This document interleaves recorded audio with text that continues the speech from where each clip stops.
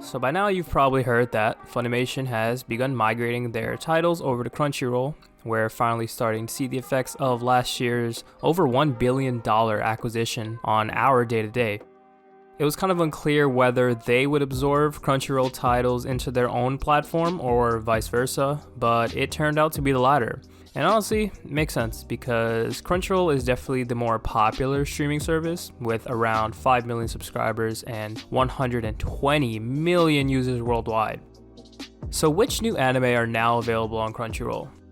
Funimation is known as the biggest licensor of anime in the West, so this means a lot of dubbed anime are coming to Crunchyroll. I'll link the full list down below, but a few big ones I'm excited for personally are Cowboy Bebop, Horimiya, Hunter x Hunter, My Hero Academia, and of course, the legend Yu Yu Hakusho.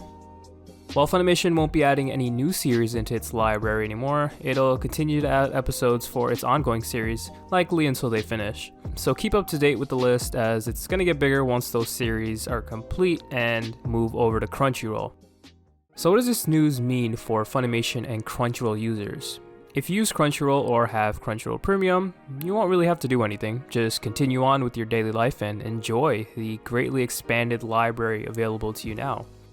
If you currently use Funimation, however, you'll want to create or log into a Crunchyroll account in order to continue watching your favorite titles. For those that have an active subscription to Funimation, you might be feeling a little lost or confused if that subscription will transfer over. In short, no. What Funimation is doing instead is giving its subscribers a free 60-day premium trial for Crunchyroll, and they've stated emails to redeem it should be sent out soon, so be on the lookout. The good. Now that the two anime exclusive streaming sites are one, this gives them a more competitive edge against other giant platforms that have entered the anime streaming space, like Netflix and Hulu. Not only does this give them a bigger hand in the user market, it'll also allow them to acquire more exclusive rights to bigger name anime in an age where companies like Netflix are able to snag popular titles like Beastars, Great Pretender, Kakegurui, Komi Can't Communicate, and so much more. For users who want to watch anime legally, this is a great way to be able to purchase one single subscription instead of two. I can't count how many times I wanted to watch an anime on Crunchyroll only to find out Funimation has it exclusively. This might even lead to less people using illegal anime streaming websites if more titles are available under one official platform. The bad. There's been an ongoing trend in recent years of mergers and acquisitions like this. For the anime industry specifically, mergers between licensors oftentimes means decreased leverage for animation studios. When they go to sell licenses for their anime, if there are less licensors on the market, they won't be able to get the best deal because there's simply less competitors vying for rights to that anime title. With the amount of issues already surrounding anime production like overwork and not enough pay, conditions for smaller studios especially could get worse. Monopolies come with consequences after all, so what's good for the consumer may not be good for the creators. So what are some things we should watch out for?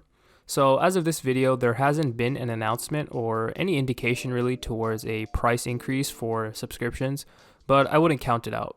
Companies like Amazon and Netflix have been increasing the prices of their subscription-based services, so it's definitely a possibility that this trend might bleed into the anime streaming space as well. So downside of having less options is if Crunchyroll prices increase, its users will have less official alternatives and may simply have to suck it up. I personally wouldn't have an issue with it if it's set at a reasonable price, but also I want anime studios to be paid proportionately and appropriately. One thing I definitely hope comes of this merger in the future is a significant upgrade to the UI of the Crunchyroll website. It's already begun with Crunchyroll Beta, but there is still some work to be done in my opinion, especially with the way anime titles, their seasons, and their dubbed and subbed versions are organized. I personally have had Crunchyroll for quite some time now, so this move gives me access to a lot more anime with my current subscription. I'm still weary of how this merger will affect creators of anime, but only time will tell what Sony, who now owns both Funimation and Crunchyroll, has planned for the future.